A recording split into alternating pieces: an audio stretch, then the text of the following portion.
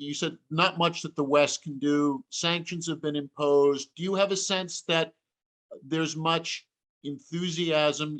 One of the things you do with the Atlantic Council is, you're one of the people meeting in capitals all throughout the Western world. You encounter parliamentarians and members of Congress and people from the executive branches.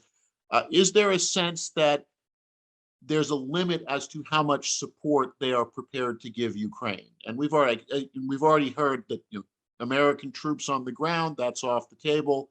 But other ideas have been proposed: no-fly zones, shipments of more advanced weapons. What's your sense of how far Western governments, the U.S., other European and NATO allies are willing to go? Nick, I think I should say there's real limits. And what I mean by that is the West is not going to be able to stop Vladimir Putin. Biden has said very clearly that we're not putting US boots on the ground, but there are some options short of that.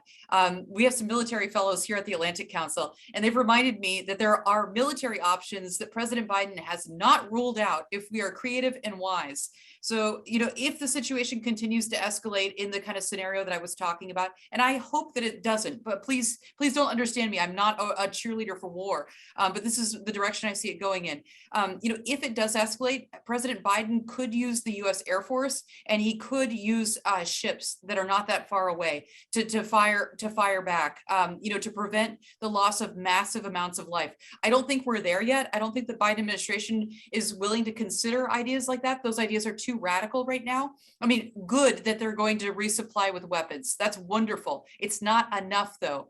And this administration is not open to arguments for a no-fly zone. And we just saw that the Europeans wimped out. They said that they were going to send jets, and then they wimped out. And everyone's afraid of Vladimir Putin. And the real discussion is, what the hell is up with Vladimir Putin? Nick, you've been studying him as long as I have, and this is not Vladimir Putin that we've been studying since the end of 1999. He's changed.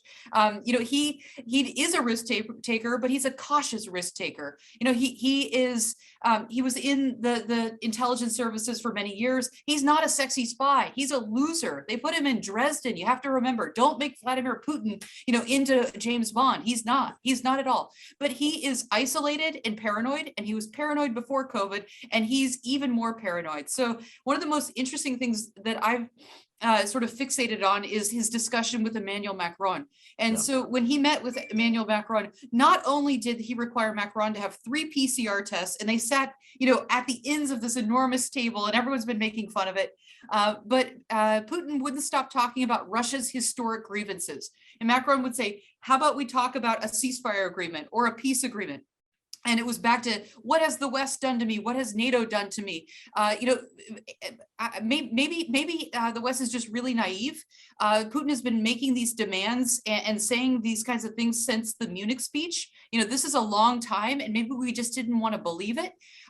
There's an argument that Putin has been planning this for a long time and waiting for his moment. And there's a lot of reasons why this is the right moment now for him to strike. He's not going to get a more advantageous moment when the West is completely weak, and he can get away with it. And he also sees the writing on the wall. If he doesn't strike now, Ukraine is moving in a westward direction. 62% of Ukrainians want to join NATO.